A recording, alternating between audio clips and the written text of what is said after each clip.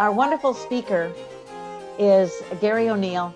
He has been a friend to Launchpad forever. I don't even know, 20 years? Could it be 20 years? No, it couldn't be 20 years. 15 maybe. Yeah. 15. Yeah, 15. He is a recruiter, a recruiting specialist. He has his own company called Hire Factors. He's going to be talking about the top 5 mistakes that you're making on LinkedIn and how to fix them. He is a recruiting and hiring consultant. He has led high performance recruiting teams in both an agency and corporate environments. He has over 20 years of experience in recruitment. He has been close to over 15,000 hires. His industry background is vast and includes software, IT, e-commerce, banking, public sector, semiconductor, engineering, manufacturing, sales, marketing, and environmental companies. He's done it all. His experience spans all levels, including C-level executives, senior management, technical leadership, high performance professionals, as well as support staff and laborers. He will take you behind the scenes and show you the most effective and practical steps so you can take control of your job search. Thank you so much. We are small in number, but huge in enthusiasm. Right. And so welcome, Gary O'Neill. Thank you, Kathy. Thanks so much. Wow, what an intro. No wonder I'm tired. Let's see, where do I dive in? So top 5 mistakes is not usually my style. Somebody told me, hey, that gets people's attention, but here's what I'm here to help you with just a couple of things and some simple things and maybe a few key takeaways for you with regard to LinkedIn. And what I'm going to do is to show you a couple of things from a recruiter's perspective, right? Because, LinkedIn really does matter. I think that just to set the stage for that, in the last 6 or so years, probably at least 90% of all hiring that my team have been associated with. And my team, we outsource and manage recruiting functions for companies. So we're inside of a lot of different companies. But at least 90% of that has probably began and ended with LinkedIn in some way, shape, or form. Most or lots of jobs are never posted out anywhere.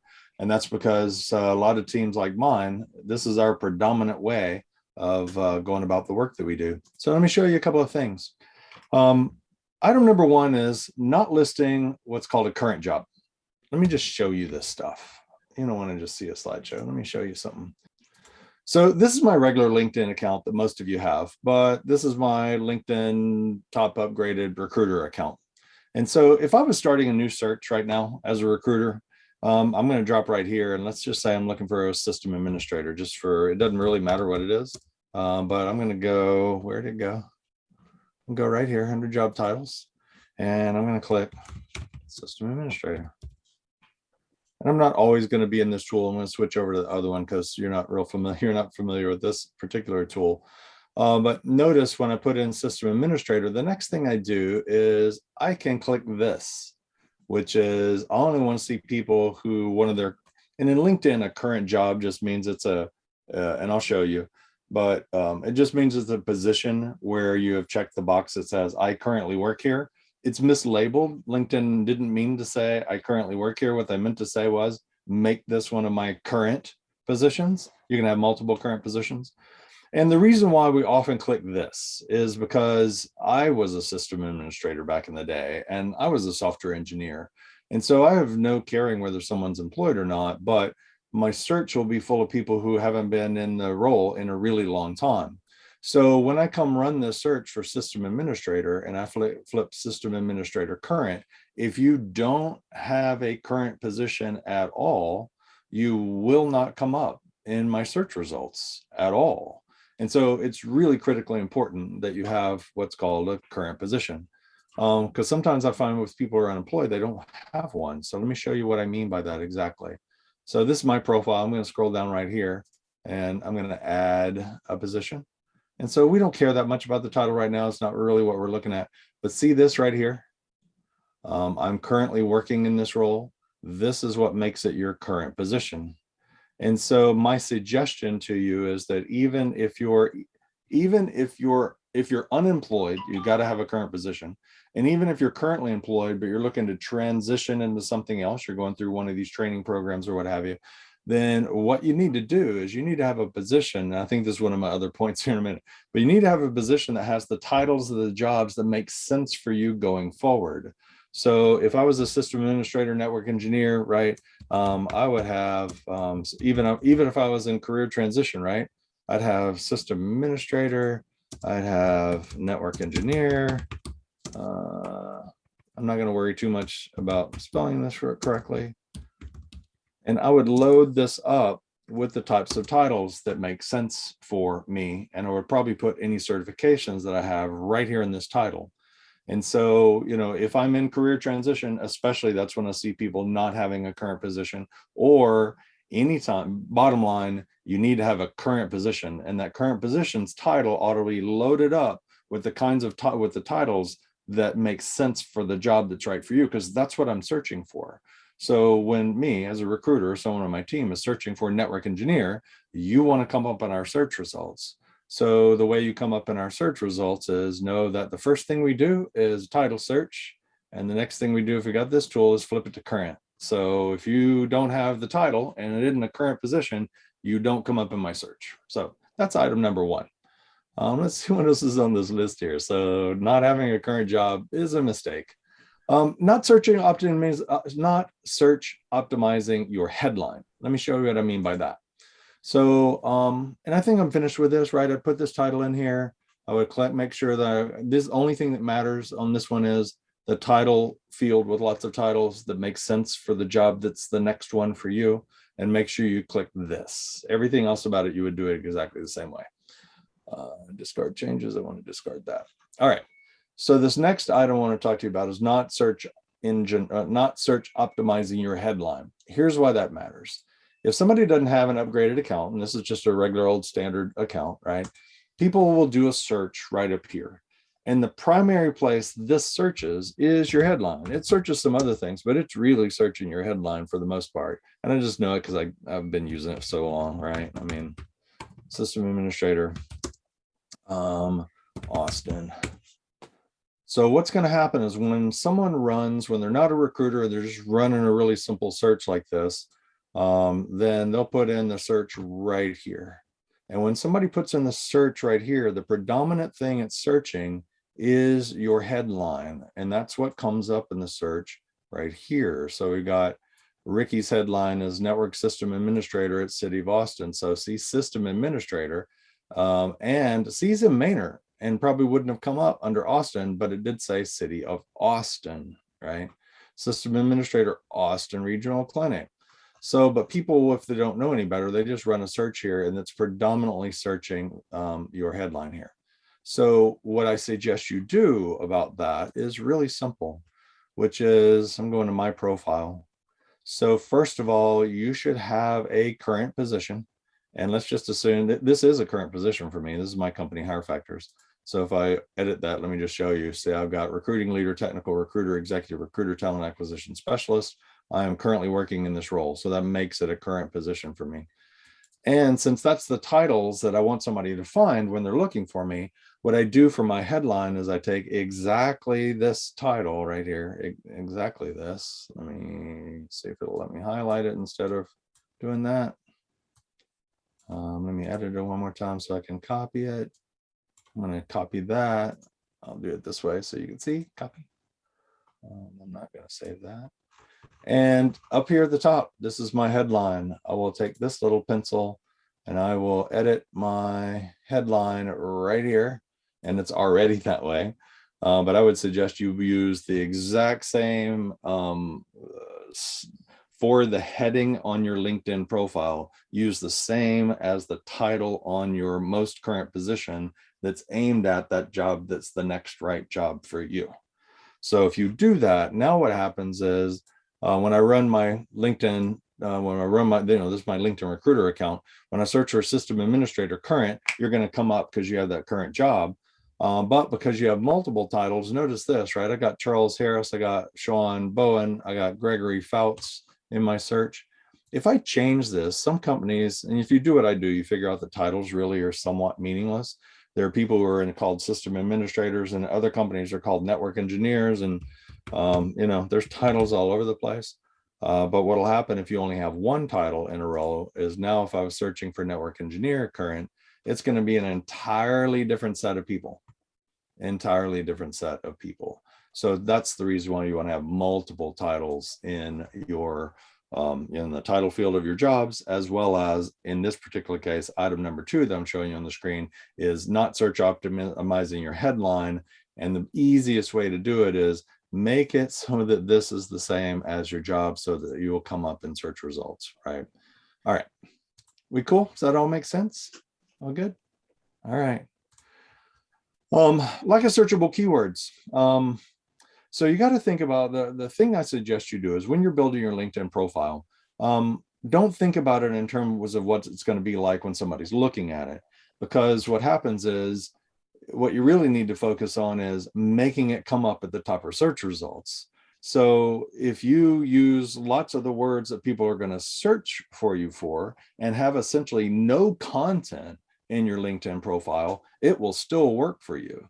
On the other hand, if you have really good content, but yet you don't have the words in your profile that people are going to search for you for, then you may as well not have a LinkedIn profile at all. So it's all about building your profile so it's searchable. And I see a lot of people with a really lack of searchable keywords. I found a good example to show you right in here. So I'm going to go back. I'm going to do my system admin search again, system administrator. Right here. And this is the way you kick off a search, but I'm going to encourage you to search for people, right? So I'm going to click here. I'm going to search for people. And then I'm specifically going to go over here to all filters. This is not my recruiter account. This is my regular old account that everybody's got. I'm going to come down to this title field and put in system admin administrator. Did I spell that right? No. Thank goodness for spell checkers. You know, early in my career, I worked with someone who he was the leader of the company, actually. It was in the early days of spell checkers, right? And so at first his writing was getting a lot better because he made a lot of spelling mistakes, and his memos and started coming out with spelling mistakes again. As we couldn't look, he added his misspelled words to the dictionary. So, you know, anyway. So what I did is I moved my search down here to title system administrator. And then I'm going to come back up here and I'll always pop in a location. So in this case, Austin, come on. We'll just pick Austin. Here it is. I want this one, Austin metro area. I'm going to show my results. So here, let me give you an example. So now what I'm going to do is now when I've run this search, what I have in this search is, and this is not my upgraded account, I'm looking for people who have title system administrator in any one of their positions anywhere along the way, because your free account doesn't get to do just current. And then they're in the metropolitan Texas area. And so I've got 936 results right here. See that? As a recruiter, that's way too many. That's not what I need. And some of them are Linux administrators and Microsoft. So what I'm looking for is someone who's a Microsoft administrator. But before I do this, I want to point out one person, and David Johnson, because I ran this search earlier, and I'm going to pull up David Johnson's record real quick. Hey, David Johnson, I hope you don't mind if we're checking out your record. So system administrator at My IT Pros. And what I know for sure is that My IT Pros does a lot of Microsoft work. That's predominantly what they do. And so it was interesting to me when once I run a search, I got 936 results. I get rid of this up here at the top because I put system administrator in the title. And this is where you can use it to narrow your search down. So my first thing was to go straight to Microsoft if my client needed a Microsoft administrator. So I'm just adding that as a word in the search. And what you'll notice is that David Johnson, who works over at My IT Pros and does a lot of Microsoft stuff, disappeared from my search. He disappeared. And I got my search set down to 23. Ding, ding, ding. As a recruiter, I'm all good with that. I can start with 23. I'm good. So the other 600 and some odd people are not part of my search. They didn't come up in my search results, which, by the way, this is just a great example of your objective in building your LinkedIn profile is to always come up high in people's search results. Build your profile so it comes up high in search results. And then once you have that framework, you can put anything else in there that you want, but you got to come up in search results. My point though is I narrowed it down by Microsoft. David Johnson disappeared. So I was like, that's weird because my IT Pros is a Microsoft shop. So I came back to David Johnson's profile. And what you'll notice, by the way, is that it doesn't show, LinkedIn doesn't show everybody everything. It only shows you the first part. I had to click see more. Rarely does anybody click see more, by the way. You better assume in your LinkedIn profile that people only get to see 4 lines. So don't think that they're seeing the rest of it. Most of what's under here is only to come up higher in search results. But what's interesting about David's profile is that it doesn't say Microsoft in here anywhere. It doesn't say SharePoint. It does say Office 365. It doesn't say SQL Server. It doesn't say a lot of things that somebody's going to narrow down a search for. Yet I know David Johnson, because I know my IT Pro as well, understands all of those things. So if someone, the point is that if you read his profile, it makes perfect sense. But if somebody was searching for somebody who is Microsoft Administrator, SQL Server, David Johnson is not coming up in those search results. So going back to this slide, my point is a lack of searchable keywords. And my suggestion to you is that your LinkedIn profile is less about, I'm going to say it one more time, it's less about all the content when somebody finds it. It's more about coming up in search results. And so you have to pretend you're a recruiter. And in particular, you have to pretend you're, say, an administrative assistant who doesn't even understand the role, who's going to be taking a few words off of a job description, plugging into a search in LinkedIn and looking for you. And so, as soon as you kind of go, well, it makes sense that I'm running a search that's for a system administrator in the Austin area. I'm trying to narrow down my Microsoft. That makes sense. What doesn't make sense is that David Johnson doesn't come up. And that's because David Johnson doesn't have the kinds of keywords that somebody would search for. Now, when you read it, it's awesome. It's really clear what it is that he does, but he's not going to come up in search results, right? Does that make sense? I mean, what my suggestion to you is that at the bottom, let me just show you how to do it and then I'll see if it makes sense. If you go, here's what you can do. It's super easy, right? So I'm going back to my profile. Just imagine the things somebody might search for, right? If they're looking for someone like you, and not the things that are about you specifically, but all the general stuff. So here's awesome ways to put it. So this is your about section, right? There's my titles again, right? But if I was doing stuff and I was looking for a job and I was somebody who was in the Microsoft world, you better believe that right down here, I'm saying Microsoft, I'm saying SharePoint, I'm saying all the things that somebody might search for me for, right? Anything that's a tool or a technology or a certification or healthcare or logistics or things that you might happen to know, load it up, right? I mean, load it up with the kinds of stuff that people are going to search for you for. One, it won't look weird on your profile down here at all. It would if you spell it like this, but we're put real words, right? Discard this. But the other thing, if you notice when my profile first came up, it only shows like 2 lines and nobody ever clicks this to see more anyway. I shouldn't say nobody. It's rare that they do. So right there, lots and lots of words that people might search for: certifications, tools, technologies, industries, anything that people, just load it up. And then the same thing right here. So anywhere like on one of my jobs, I can edit this, and whatever industry that I was in, I'm going to go down to the very bottom of every one of these positions where I can. I probably wouldn't recommend putting like technical keywords on an old non-technical position, but you could, and it would make you come up higher in search results, quite frankly. And so, down here at the bottom of this description, I'm going to load it up again with Microsoft and SharePoint, SQL Server, and all those things that somebody might search for, CompTIA, CCNA, Python, whatever it is, and I'm going to load it up. Now, the other thing that with regard to loading it up is that if in my title I say Microsoft, SharePoint, all those things that we were talking about, and if in this about section I say them again, and then in my couple of current positions I say them again, and then if I actually went and got training and certifications and I put them down here again, now when someone runs that search that I ran, you will come up to the very top of the search results because your LinkedIn profile would have said Microsoft 8 times, and nobody else's would. So when I search for a system administrator, Microsoft, right, in Austin, you're up at the top. Now, when I change my search to network engineer, you're off my search altogether unless your current title also says system engineer. So build your profile so that you come up in these search results, right?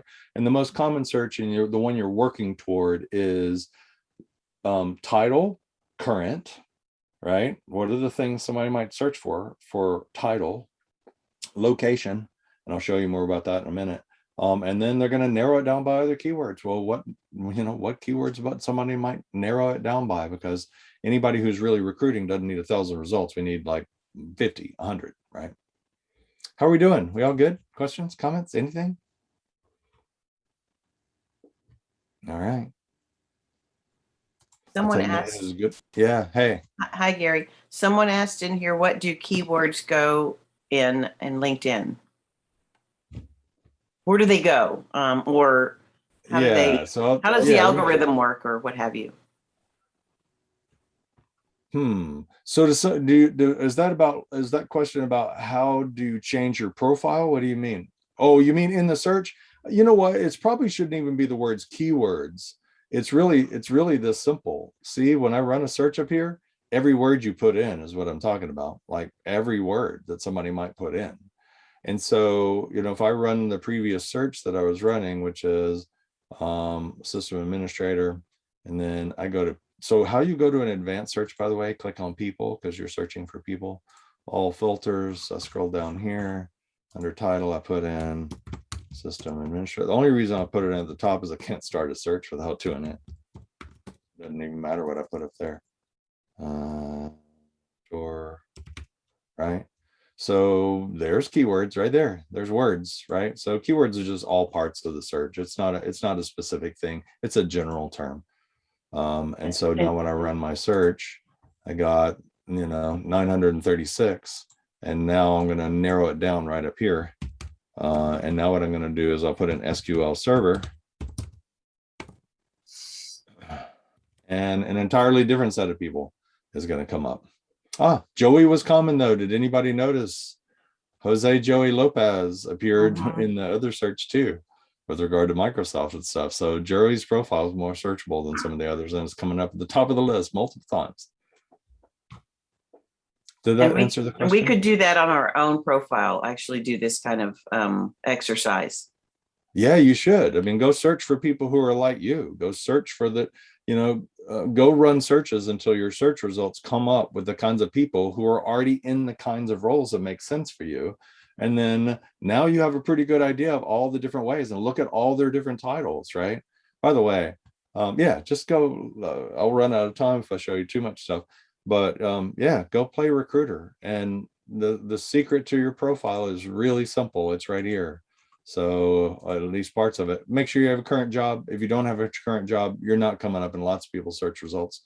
Make sure that you're search optimizing your headline. And what I mean by that is, don't use your headline to say something like motivated person who really helps make the world better. I mean, that's nice, but no one searches for any of those words, right? I mean, don't do that. Put the things in your headline that people are likely to search for, namely titles that make sense for the next job for you, and certifications if you still have space left over.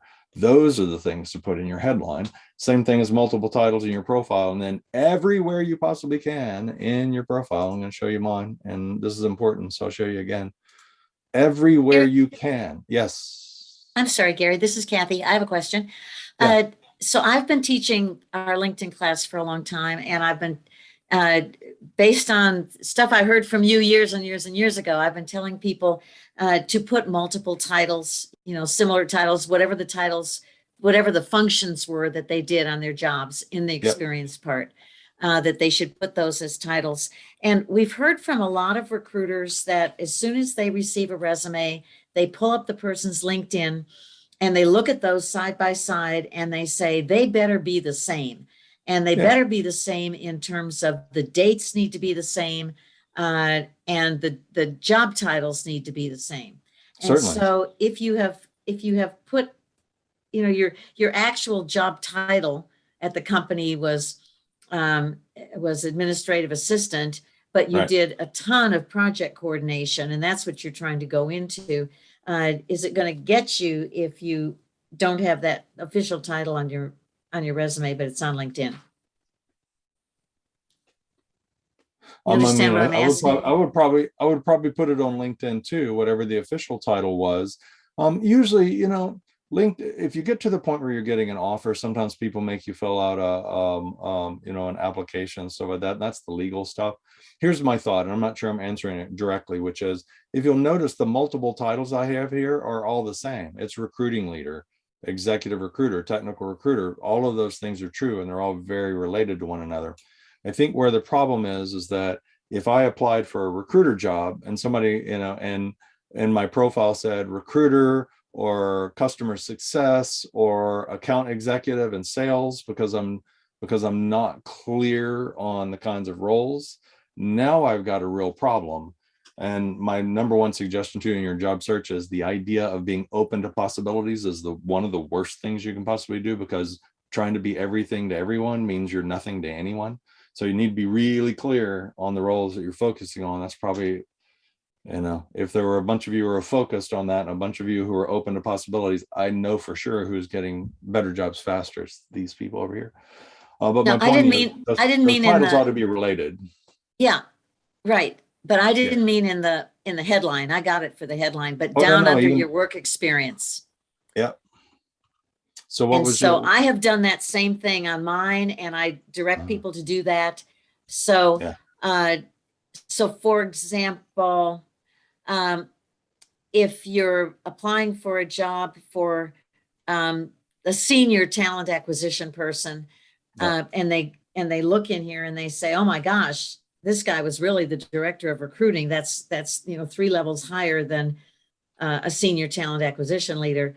Right. So is it? And obviously you had on your business card one title, Right. and so on your resume you probably only have one title, probably. Yeah, that's fairly standard. So is I this guess gonna? Yeah, so I guess I have a couple of comments about it. One is, if you're working with an HR team that's so uptight that some of those things will make them crazy, then wow. And what you ought to be doing is getting straight to the hiring manager anyway, but that's a whole nother topic. But you'll notice in these, the other thing I think is a great idea is to limit references to seniority in your titles. As an example, talent acquisition specialist, right?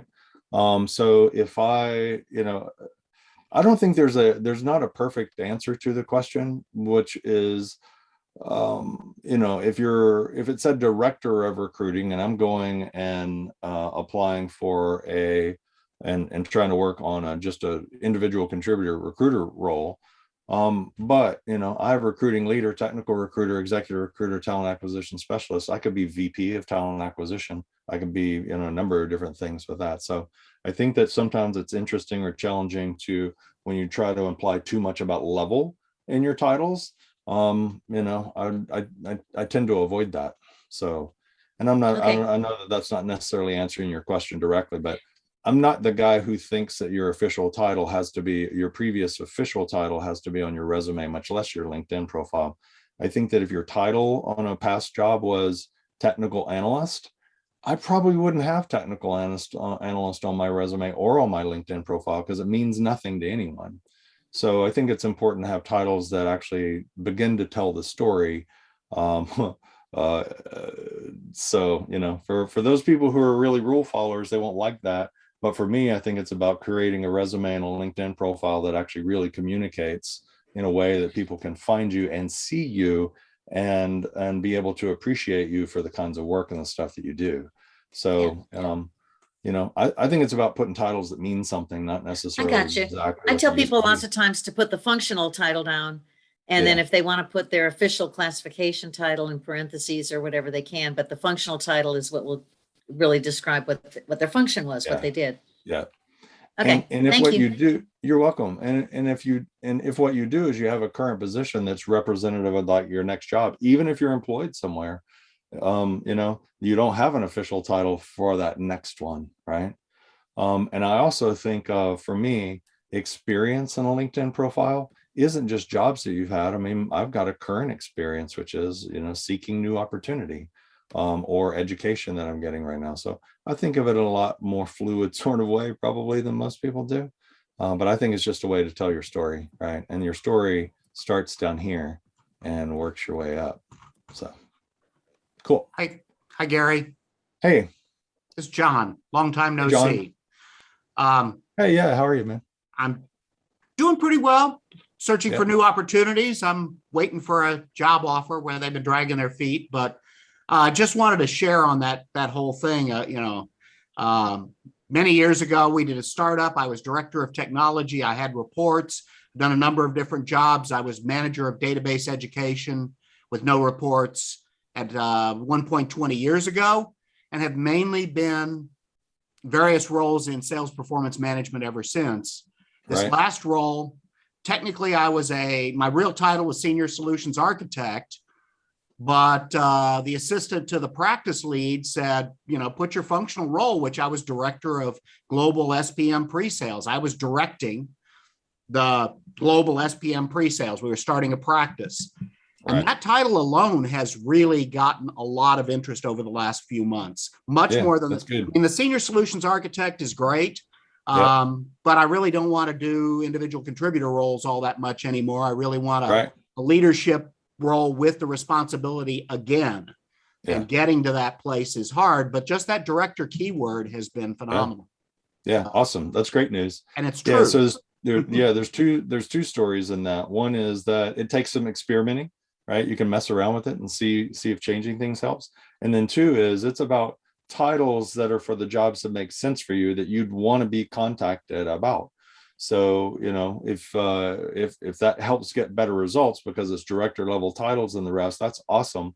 And then there are sometimes people who find that, if they want an individual contributor role now, and their most recent things were like vice president of sales, let's say, it becomes challenging for them. So I think it's all about just align the titles that you're using and the words that you're using with the thing that makes the most sense for you going forward, so that when somebody is searching for those kinds of things, you'll come up in their search results. And other than that, there's kind of no rules, right? You just kind of work it and make it, make it work for you. Yeah. And when I was at Pervasive, we were a $40 to $100 million company. We bought Data Junction, which was far less professional, not a public company. We bought them for 55 million when we were about 100 million, but their VPs became directors. So depending on the size of the company, you could be a VP in a $50 million company, and you might go into a $1 billion company as a manager or senior manager, or even an individual contributor. I'm a CEO in front of you right now. Right. So, there you go. But you're not going to be a CEO at a $1 billion recruiting company, at least not tomorrow. You just don't. Oh, not tomorrow. Not tomorrow. Right. You're right on that. You're right. Can I ask a question, You Gary? could be. You Certainly. could be. Certainly. Anyway, thanks. I don't want to be. I'm curious. You mentioned a lot about current being that. So that open for opportunity scenario is not ideal. Or what were your thoughts? If I missed that, I'm sorry. I'm asking that. That's all good. No. All I'm saying, so a current opportunity is literally a thing, because when I have an upgraded LinkedIn account, and lots of them do, from the $100 ones on up to the ridiculous one like this, I click current on the title, and it's not because I care whether anybody's employed or not. But what happens is, if I don't, I'll come up with people who were, in this case, network engineers 25 years ago. I mean, that could be one of my titles 25 years ago, and that doesn't do me any good. So as long as I've got a large number of results, like here, I got 330,000. Yeah, just narrow it down to, if I have current or past, let's see what happens. Now I got 720,000. That's the wrong direction. So just by that, I narrowed it down, right? And we just continue to narrow it down. If I add a metropolitan area, now I got it down to 976. And now if I add, in this particular case, skill assessments, I want it to have to do with Microsoft. See, this is I'm just narrowing it down. The more these words appear in somebody's profile. So just Microsoft got it down to 323. I still want fewer than 323. So I'm going to see, my client cares if somebody might have a CompTIA certification. they add some, they would appreciate that. I got it down to 58. Ding, ding. So there we go. I got down to 58. And if you're not in this search set, you know, you're not coming up in our search results. And that's the whole point. I could have used multiple titles. You know, there's all kinds of stuff I could do. Whoever the word Microsoft comes up in their profile more is higher in the search results, right? And then somebody had CompTIA in there, in their LinkedIn profile. Whoever had it once, if somebody has it 3 times, they're higher in the search results. It's really that simple. You know, Wow. what things So might somebody multiple, yeah. use? What's that? Repeating of the multiple keywords throughout is key also. Yeah, because I mean, LinkedIn search engine is really not all that sophisticated. Most search engines aren't. I mean, all it's doing is saying, you know, it's running a search. If you're an SQL person, select all where, you know, CompTIA, and what's going to happen is the people who have it in their profile more are going to get a heavier weight on the search results. It's really that simple. You know, these search engines are kind of dumb. So, you know, Google searches LinkedIn way better than LinkedIn searches LinkedIn, but that's a whole nother story. So. Okay, so as a recruiter, if you got down to the 58 and you didn't find something in the 58, what do you do next? I won't, but what I'll do next is, I mean, I guess I never really even know, because I don't know that it came out of this 58. I know that at any given time, I've got, my team has certain clients and certain roles that we're moving forward on. And the way we view the world is, you know, how many people are currently interviewing, how many are we screening, and how many are currently in the pipeline. And I won't be able to distinguish this 58 from another 58. So if that particular pipeline gets too narrow, then whoever it is who's been doing sourcing on that will go back in and do some additional searching until they find some people who, you know, usually they know in the top of their head what they've done.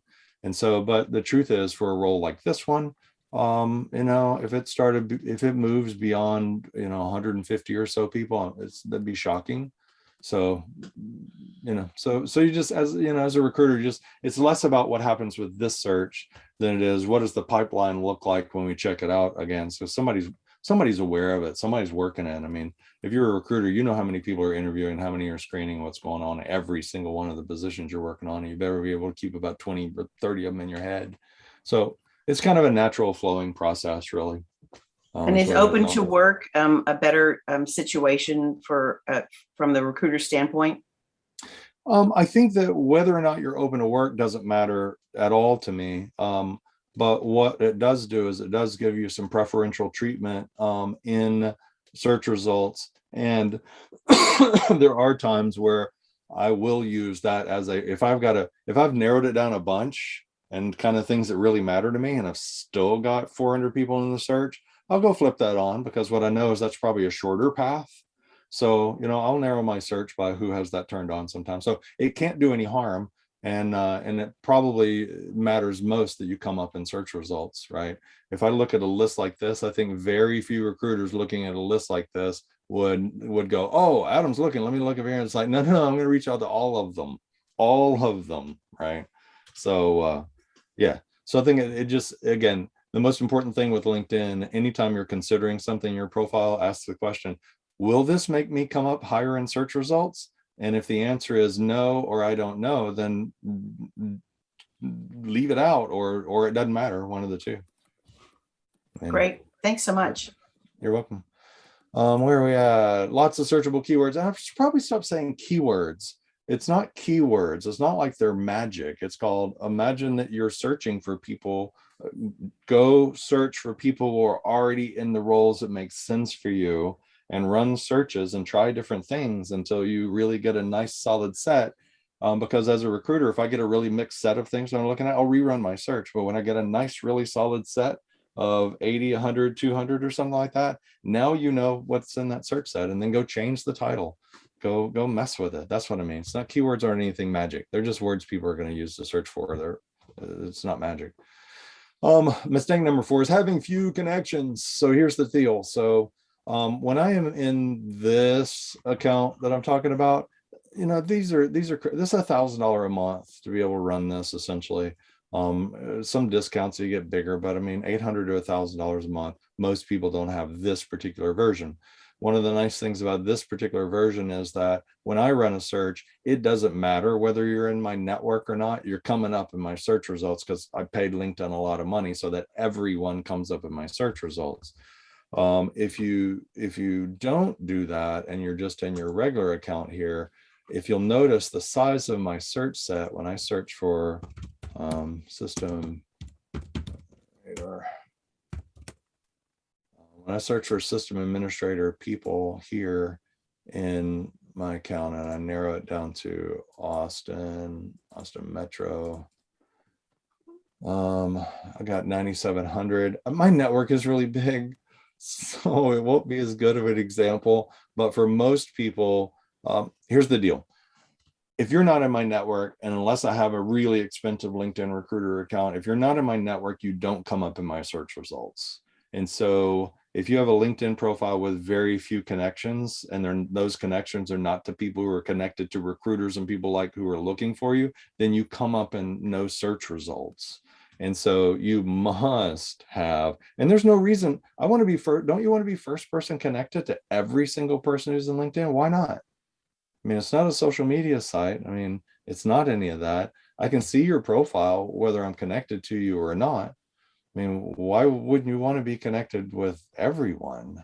And so it's really important to build your network because having few connections is a real problem.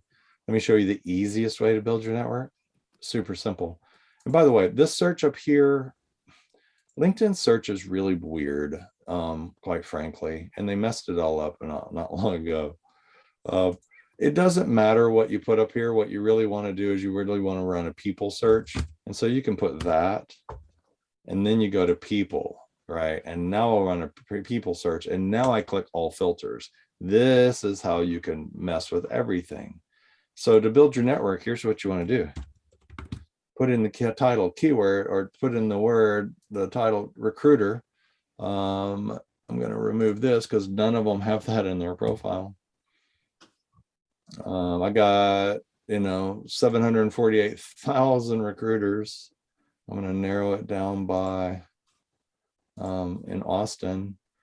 And it doesn't matter by location so much anymore. Ironic thing, I got invited to a virtual recruiting event, but it was virtual recruiting event, but focused on people in Austin. It's just like who want to work remote or something. It's this really weird combination of things. Like, this makes no sense to me. But location matters a lot less than it used to. But if you want to just connect with a lot of recruiters, right? I just searched for, my only search is recruiter and Austin metropolitan area. There's 4,400 of us. That's frightening. But now, it's super simple. I can, if I don't want to send a message, I can just hit send. It used to be that sending a message made a big difference on connection rates. It doesn't so much anymore. But if you do want to send somebody a note, feel free to do it.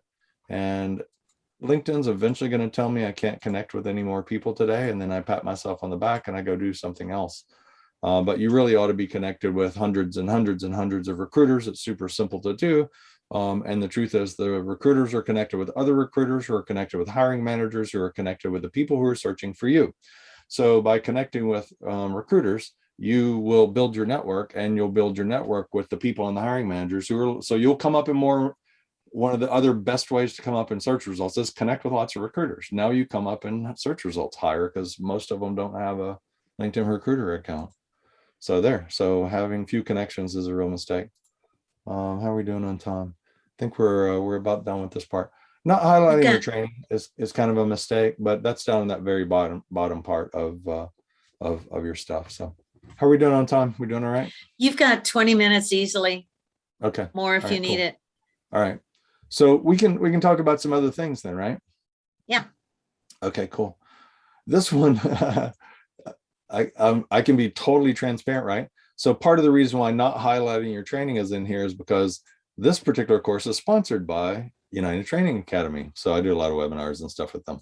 But highlighting your training is important. I think that highlighting your certifications, and especially if you're in career transition, is kind of a big deal to highlight your training. And if it were me in my profile, literally what I would do, and this is, my assumption is you're in career transition. you're either unemployed or your employer and everybody's, it's not a secret that you're transitioning right into something else, because we're going to advertise it here. So if you're going to those kind of trainings and stuff and those kind of programs, and you're going to ACC or whatever, Quick Start or whoever it is, right up here at the very top, I absolutely put it like right here. So this would be the titles that make sense for you, right? The company name could be, the training place you're at, seeking new opportunities, right? I currently work in this role.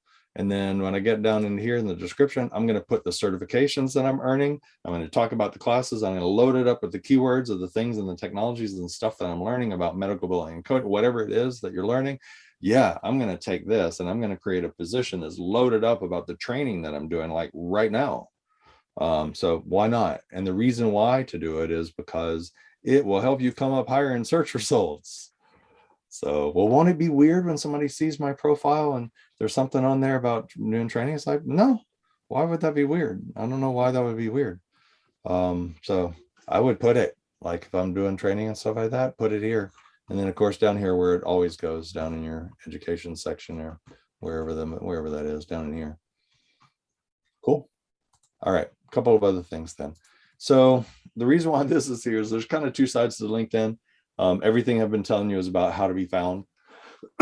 Didn't tell you anything about really how to use it. So I'm gonna change gears on you a little bit. I'm gonna start by saying that if I was looking for a job,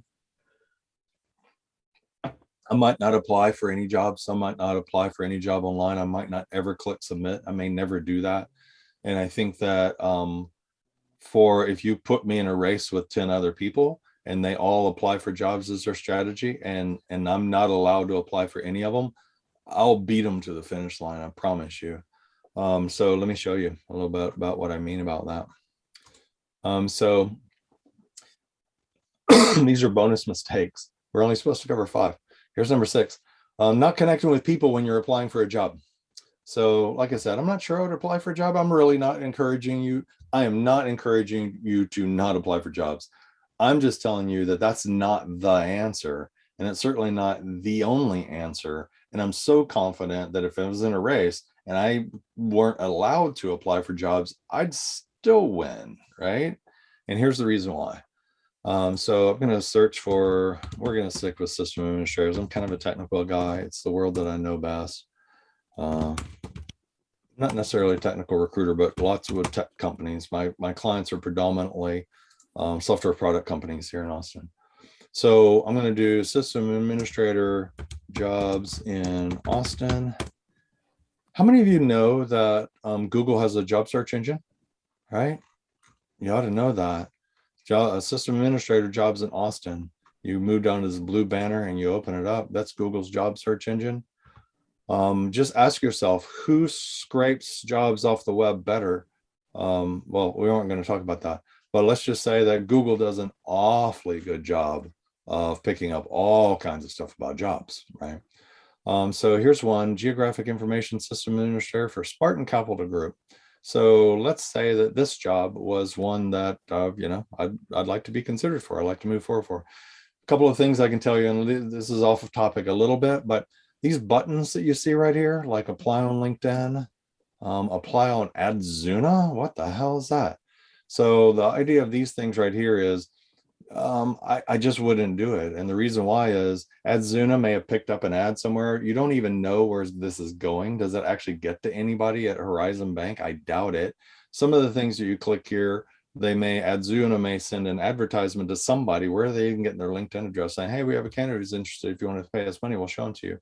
Trabajo.org, apply on Glassdoor. I don't know. I think I would avoid all of these. But what I would do is, even on these, because what happens is that unless it's really integrated into the customer's applicant tracking system, email gets loaded up with emails about people who applied for the job. And there's just a lot of that going on. Lots of people apply, and people applying straight into the system that we're using is so much easier to work with than something like if you apply on Indeed and we don't have it integrated. Most companies don't. It comes in an email. I have to get the attachment. I have to upload it into the applicant tracking system. It's a hassle for me. And so to make it less of a hassle, here's what you do. You go to Spartan Capital Group, right? And you go look, oh, I'm not going to show you this whole deal, but I would go find Spartan Capital Group. I would find them online and see if I couldn't find that job on their site. And I would go, I would apply directly on their website. The more important thing, though, that I would do, because I'm not allowed in this race, I'm not allowed to post or to apply online. So what I'm going to do is I'm going to come to LinkedIn, and not my upgraded account, but my regular account. And I'm going to look for Spartan Capital Group. This one happens to be, this is a staffing and recruiting firm. All right, so it's not them. So a little harder when it's a staffing and recruiting firm. Now, if you do see something that is clearly posted by a staffing firm, feel free to work with them, right? I would still go to their website. I would still apply directly. But sometimes you can also get lucky, and you can take this out of a staffing firm post and you can put it into Google and see if it doesn't take you there, because sometimes they have the exact same job up. It might be this one. I don't know. But here's what I was trying to show you. I'm sorry, I'm all over the place. Here's what I'm trying to show you. What I'm trying to show you is that I'm going to find a job where I know Horizon Bank, Texas. All right. So I'm going to go find her. If I can't apply for the job, I'm going to do this. I'm going to go find Horizon Bank, Texas. There we go. I'm going to show all of their people. I've got 554. I'm going to go to all filters. I'm going to scroll down and let's see if they got a recruiter. Show me the results. Ding, ding, ding. All right, I got 2 recruiters. So what I'm looking at is there's a IT system administrator at Horizon Bank in Austin, Texas. And, you know, I could read it more, but what I really got is I know who the recruiters are. So Heather Dedman, and I don't know if she's still there or not. But I'm definitely going to connect with these 2 individuals, right? Heather, I'm going to connect. I'm going to add a note, and I'm going to say, hi, Heather. It's always great to be connected with peers in Austin. How hard it is to type is directly proportional to the number of people watching you type. I'm not going to send this, but well, man, let's see how long it takes to clean it up. Always. Come on. Great to be connected with recruiters in Austin. Let's connect. Right. And I'm going to launch this. And then I would have put it in my copy buffer. And then is Angela actually there? No, she's not actually there. So I would send that message over to Heather Dedman, and then I check my network every single day to see who's connected with me. And so now when I see recruiters and stuff connecting with me, I made a note that I said, when I see Heather connect with me, then I'm going to follow up with her, right? Hey, Randy, there you are. All right. Now, the other thing I would do is, this is all the people who are with Horizon Bank of Texas, right? And a search for a recruiter, but this is an IT job. And so I'm going to see if I get lucky here and find see if I can't find the hiring manager. IT manager. Let's see if we get lucky.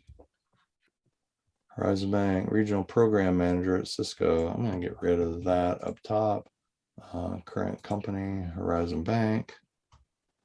So you got to mess around with these searches, right? Just, you know, just mess around. Doesn't hurt anything. Come on. Horizon Bank, show the results. That would be lighting up green. All filters, current company, add a company, Horizon Bank. It doesn't want to know Horizon Bank.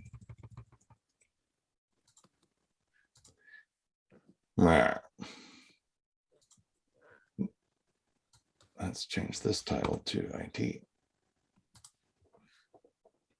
There we go. I got 5 people in IT help desk specialist. So I'm connecting with Carlos. I'm going to connect with Michael. I'm going to connect with Christy.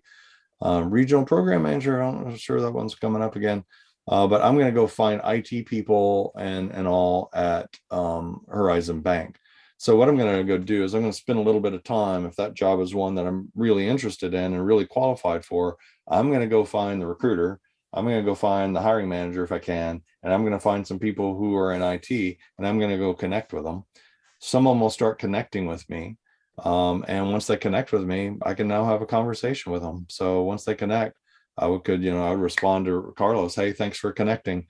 I heard through the grapevine that Horizon Bank might be hiring an IT administrator, and I'd welcome, I'd welcome the opportunity to, talk about how I might be able to help you and your team at Horizon Bank. Thanks.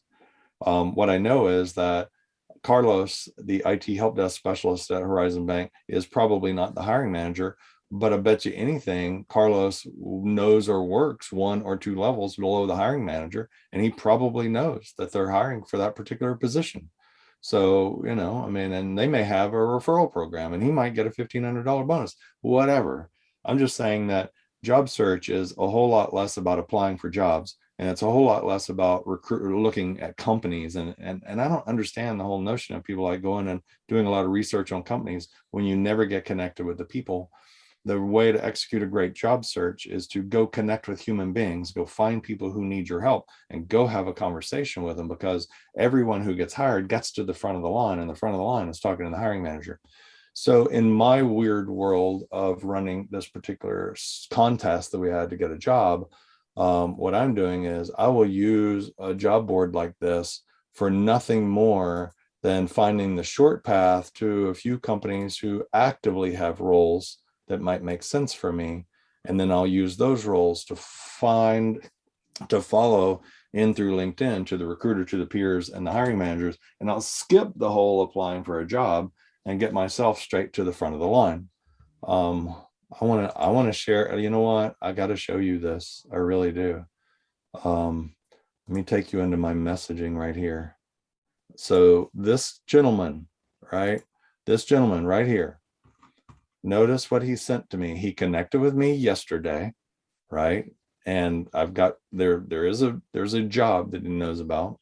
I didn't post it, but one of my client companies does, but I'm responsible for it. He says, my name is Zohib, and I'm currently working as an IT data support specialist at the Executive Office of the President. Contacting in regards to the technical support engineer at Opening Life Size. That's my client. I thought that'd be a good idea to reach out to you directly about the position. I've attached my resume below. By the way, there's 163 people who have applied for this job yesterday. Let me put it out there, or maybe in the last 2 days. But he bothered to reach out to me. And so my response is, hi, Zeb. Yes, it's a great idea to touch base directly. It gets you to the front of the line. What time tomorrow, Friday, on Monday, can we schedule a 30-minute call? Right. So we go back and forth, and guess who's on my, guess who's right. What is Friday, 1:30? This is Eastern time. We agreed on that. As soon as we're through with this at 12:30 our time, I've got an interview with this guy, and there's 600 and some, I mean, not 600, 100 and now probably 80 or 90 people who are in the line over there. And Zohib is now at the very front of the line. So see, I mean, this is exactly how this works. And this is so rare that anybody bothers to reach out to me. I don't know why. I'm easy to find. This makes no sense to me, but this is how it really works. And this is the reason why, if I was in competition with a bunch of other people who are just applying for a job online, I'm getting to the front of the line way more often while they're politely sitting there waiting. And waiting, quite frankly, is just not a strategy. I guess it is a strategy. It's just not a good one. Connecting with people. So this is the deal. The mistake you're making is not connecting with people when you're applying for a job. So when you're applying for a job, apply directly on the company's site, and then go find the recruiters, go find the peers, go find a likely hiring manager, connect with them on LinkedIn. And when they connect with you, follow up with a message. Hey, thanks so much for connecting. I heard a rumor that you guys might be bringing somebody in. I'm an IT administrator here in Austin, Texas. I welcome the opportunity to share how I might be able to help you and your team, be more successful. Thanks so much. Shoot. And the next thing you know, there I am, right? I'm interviewing today when I reached out to him yesterday. It really happens. See, it just showed you it really happens. All right. Item number 7. This is the last one. Not networking with people who might need your help. And what I mean by this is that I believe very strongly that when somebody's looking for a job, they need to be very clear on the role that makes sense for them. And I see far too many people saying, well, I could be an HR leader, or I could be in operations, or, I could be in manufacturing. I'm kind of going, ooh, probably better narrow that down a bit. I think that part of the reason why sometimes that happens is if there aren't enough jobs in your area of focus to apply to, and you don't know what else to do, maybe you broaden your horizons, right? Here's what I'd suggest you do: get crystal clear and focused on it, and know that the majority of jobs are never posted anywhere. The other thing to know is that by the time a job is open and it's in my lap to solve, or the recruiting teams, or it's posted anywhere, the hiring manager is known for months. They've known for months generally that it was going to happen. So the idea is so for every job that's posted online right now, wherever you are, there are probably at least 3 times as many of those that are actually really open, that are actively being worked. And there's at least a backlog of 2 or 3 months of those that aren't even really queued up and nobody's working on them yet. And that's the sweet spot, because nobody's communicating to anybody over there. So when you run out of, and when you look for jobs online and you find the job and you apply directly and you go find the people, and now you've done that with all the jobs that make sense, now what do? Well, just keep searching for peers, and just keep searching for IT manager, IT directors, if that's what you do. Search for the people who are the hiring managers, search for recruiters and reach out to them. And when someone who's a hiring manager connects with you, just reply with a message that says, hey, thanks for connecting. In my case, I'm a recruiting leader and a technical recruiting specialist here in Austin, Texas. When the time is right, I'd welcome a conversation about how I might be able to help you and your company build a better team. Thanks so much. Now, what happens is, people say, well, how do you know if they're looking for anybody? It's like, I don't care if they're looking for somebody. I'm looking for them. And so, if I reach out to a couple hundred people, there's several of those hiring managers, probably dozens of them, who are either actively trying to hire somebody or will be soon. And so I think that the way that I view job posts is they're nothing more than a signpost or a beacon, somebody going, hey, we're hiring, right? But that gets you to easily less than 80% of the marketplace, especially when you consider the backlog that's coming, right? And so if you use LinkedIn, build your profile where you're highly searchable, you might get lucky and somebody finds you. If when you find a job, you apply directly, but then you go find the recruiter and the people and you reach out to them. And then if you just keep reaching out to the same kinds of people with a really polite message, not about, hey, I'm looking for a job, do you have one? Because the answer is no. Don't make people tell you no. It's about, hey, I'm a this and a that. I'd welcome a conversation. When the time is right, I'd welcome a conversation and see whether or not I might be able to make a significant difference to your success and the success of your organization. Thanks so much. And off you go. And so I'll just wrap it up with that. And that's the reason why I think that if I was in a race with people who are using a job search strategy and they're in lots of lines and they're waiting politely to get in the meantime, I went in the back door and went straight to the hiring manager's office. Yeah. And I do understand some of you are a lot more introverted, and maybe this is challenging, but I guess my suggestion to you would be that nobody said job search was for sissies, right? Nobody said that it was supposed to be easy. So, maybe push yourself into that discomfort zone, because you could either be really comfortable sitting in a bunch of lines, or you can do these kinds of things and get yourself to the front of the line. So that's thanks for letting me get on a soapbox. I hope there was a couple of useful tidbits of stuff there here and there for you, but that's, I'm happy to answer questions or do anything else, but that's kind of what I've got to say about that. That's exactly what I wanted, was the final 7. So let me There you take go. a picture of that. You can have this. You want a copy of this? I'll send it to you. Oh, thank you. I would like that. All my stuff is to send it out in the world, Oh, Yeah. Item number 8 is not connecting with me on LinkedIn.